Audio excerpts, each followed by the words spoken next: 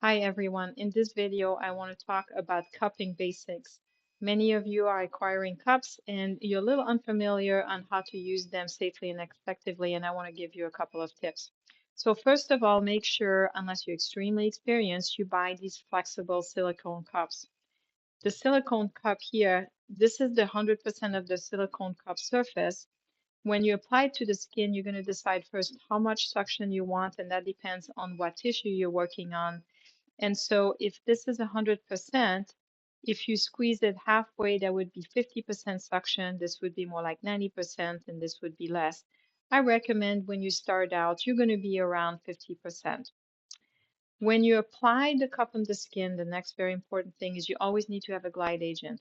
Any oil base will do. You can use the olive oil from your kitchen. Those of you who've been at the office know I have my own glide agent, so I'm going to apply that on the skin of my forearm for demonstration.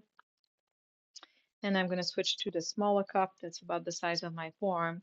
So I'm going to start at about a little over 50%.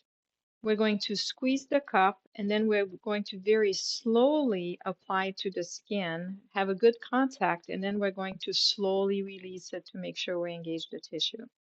And if you look at it right now, I have the tissue, the seal is made and the tissues are engaged in the cup.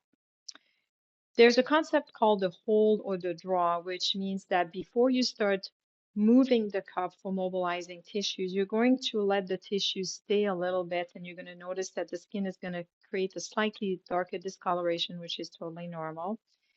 So after you've done your draw for about 30 seconds, you can start moving the cup. Now, when you move the cup, very importantly, you're not going to go straight up. You're always going to be turning the cup a little bit as you glide. So as I go down my arm or up my arm, I'm going to be twisting the cup with it. That gives you a better mobilization, but it's also easier on the skin and the tissues. And then you can go down. And very importantly, your last pass should always be towards the heart to make sure that you bring all the debris with you. The last thing is the dismount, so to speak, is how you remove the cup. You're never going to pull it straight out. You need to break the seal. It's extremely easy to do.